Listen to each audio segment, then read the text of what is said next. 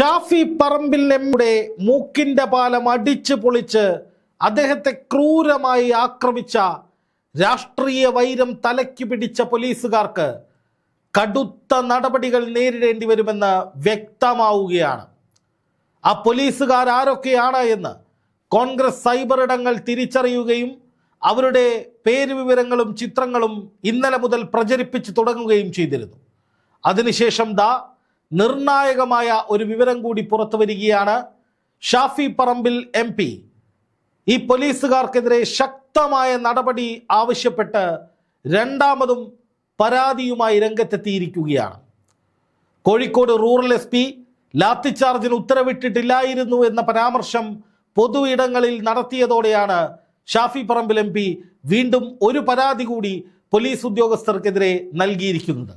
ഇത് വെറും പരാതിയല്ല, ഈ പോലീസ് ഉദ്യോഗസ്ഥർ തീഹാർ ജയിലിൽ കിടക്കേണ്ടി വരുന്ന സാഹചര്യം ഉണ്ടാകാൻ പോകുന്ന വിധത്തിലുള്ള നിർണായകമായ ഒരു നീക്കം കൂടിയാണ് എന്നുള്ളതാണ് ഏറ്റവും പ്രധാനപ്പെട്ട കാര്യം.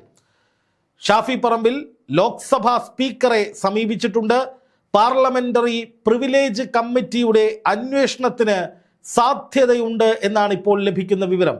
അതായത് പാർലമെന്റിന്റെ പ്രിവിലേജ് കമ്മിറ്റിക്കും അതുപോലെ ലോക്സഭാ സ്പീക്കർക്കും ഷാഫി പറമ്പിൽ ഇപ്പോൾ പരാതി നൽകിയിരിക്കുകയാണ്. വടകര DYSP ഹരിപ്രസാദ്, പേരാമ്പ്ര DYSP സുനിൽകുമാർ എന്നിവരുടെ നേതൃത്വത്തിലുള്ള പോലീസ് സംഘത്തിനെതിരെയാണ് ഈ രണ്ട് DYSPമാരുടെ പേരുകൾ സഹിതം ഉൾപ്പെടുത്തിക്കൊണ്ടാണ് ഷാഫി പറമ്പിൽ ഇപ്പോൾ പാർലമെന്ററി പ്രിവിലേജ് കമ്മിറ്റിക്കും അതുപോലെ തന്നെ ലോക്സഭാ സ്പീക്കർക്കും പരാതി നൽകിയിരിക്കുന്നത്. എന്ന് മാത്രമല്ല, ഷാഫി പറമ്പിലിനെ ആക്രമിച്ച ആ നടപടി അത് വധശ്രമത്തിന്റെ പരിധിയിൽ ഉൾപ്പെടുന്നതാണ്. അതുകൊണ്ട് തന്നെ ആ നിലയിൽ FIR ഇട്ട് പോലീസ് കേസെടുത്ത് അന്വേഷണം നടത്തണമെന്ന നിലയിൽ ഒരു വശത്ത് നിയമപരമായ മറ്റു പോരാട്ടങ്ങളും കോടതി വഴി ഉൾപ്പെടെയുള്ള പോരാട്ടങ്ങൾക്കും ഷാഫി പറമ്പിലുമായി അടുത്ത വൃത്തങ്ങൾ തയ്യാറെടുക്കുന്നു എന്നാണ് പുറത്തു വരുന്ന ഏറ്റവും നിർണായകമായ വിവരം. അതായത് ഷാഫി പറമ്പിൽ MPയെ പോലീസുകാർ ആക്രമിച്ചത് ഒരിക്കലും ഏതെങ്കിലും ഉന്നത ഉദ്യോഗസ്ഥരുടെ ഉത്തരവിൻ്റെ അടിസ്ഥാനത്തിലോ ക്രമസമാധാന പ്രശ്നങ്ങൾ നിലനിൽക്കുന്ന സാഹചര്യത്തിലോ അല്ല.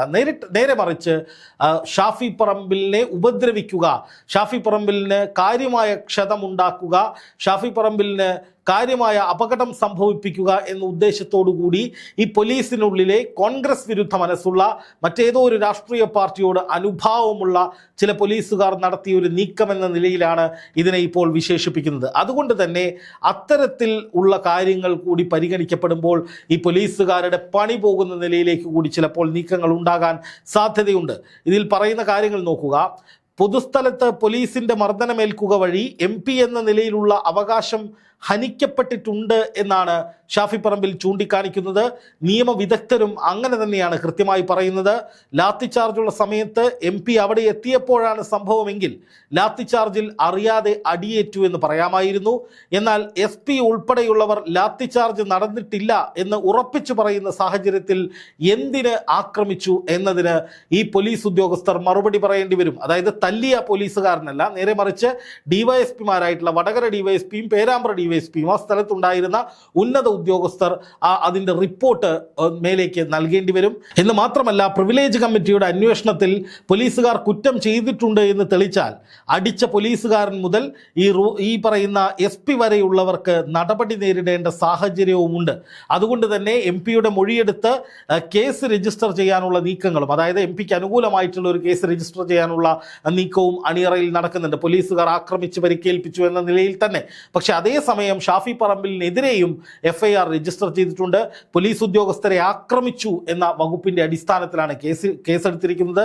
എന്ന് മാത്രമല്ല, കോൺഗ്രസ് പ്രവർത്തകരുടെ ഭാഗത്ത് നിന്ന് സ്ഫോടക വസ്തുക്കൾ പോലീസിന് നേരെ പ്രയോഗിച്ചു, പോലീസ് ഉദ്യോഗസ്ഥരുടെ ഡ്യൂട്ടി തടസ്സപ്പെടുത്തി, പോലീസ് ഉദ്യോഗസ്ഥരെ ആക്രമിച്ചു തുടങ്ങി ജാമ്യമില്ലാ വകുപ്പുകൾ ഉൾപ്പെടെ ഉപയോഗിച്ചുകൊണ്ടാണ് ഷാഫി പറമ്പിലിനെതിരെ ഗുരുതരമായ വകുപ്പുകളിട്ട് കേസെടുത്തിരിക്കുന്നത്. ഷാഫി പറമ്പിൽ മാത്രമല്ല, കോൺഗ്രസ് പ്രവർത്തകർക്കെതിരെ കൂടി കേസിട്ടിട്ടുണ്ട്. പക്ഷേ ഇതിൽ ഏറ്റവും പ്രധാനമായിട്ടുള്ള ഒരു കാര്യം ഈ ഷാഫി പറമ്പിലിനെതിരെ എങ്ങനെ കേസ് നിലനിൽക്കും എന്നുള്ളതാണ്.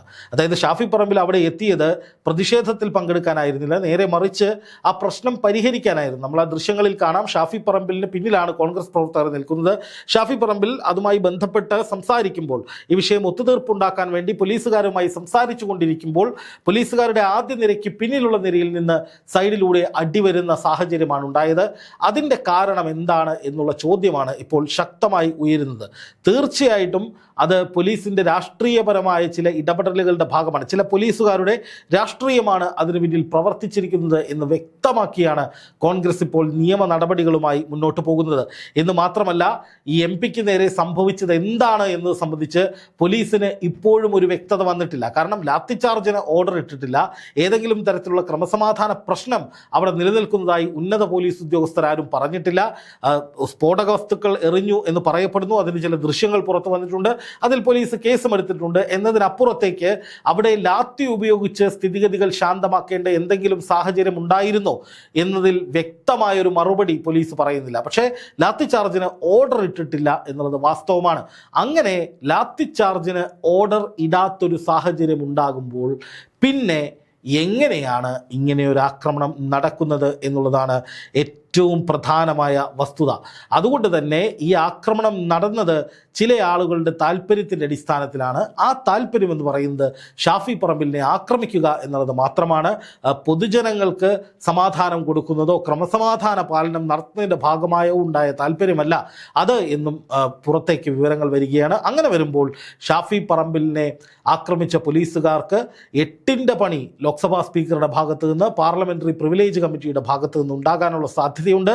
അവർക്ക് ജയിൽ ശിക്ഷ പോലും കിട്ടാനുള്ള നിയമ വകുപ്പുകളുണ്ട്. തെളിയിക്കപ്പെട്ട് കഴിഞ്ഞാൽ പോലീസുകാർ അകത്തു പോകേണ്ട സാഹചര്യം ഉണ്ടാകാം. അവരുടെ സർവീസിനെ അത് ബാധിക്കാം. സർവീസ് ചട്ടങ്ങളുടെ ലംഘനം നടത്തിയ നിലയിൽ വകുപ്പ് തല നടപടി ഉണ്ടാകാം. പെൻഷൻ പോലും കിട്ടാൻ ചിലപ്പോൾ ബുദ്ധിമുട്ടുന്ന സാഹചര്യം ഉണ്ടാകാം. എന്തായാലും ഏതെങ്കിലും ഒരു രാഷ്ട്രീയ നേതൃത്വത്തിൻ്റെ ഭാഗമായതിൻ്റെ പേരിൽ, അല്ലെങ്കിൽ മനസ്സിലൊരു രാഷ്ട്രീയം ഉള്ളതിൻ്റെ പേരിൽ കാക്കിയിട്ടതിന് ശേഷം ആ രാഷ്ട്രീയം പൊതു ഇടങ്ങളിൽ കാണിക്കുക എന്ന് പറയുന്നത് ഒരു പോലീസ് ഉദ്യോഗസ്ഥന് ചേർന്ന നടപടിയല്ല. അങ്ങനെയാണ് സംഭവിച്ചത് എന്ന് കണ്ടെത്തിയാൽ ആ പോലീസുകാരുടെ ശിഷ്ടകാലം കഷ്ടകാലമായിരിക്കുമെന്നതിൽ സംശയവുമില്ല.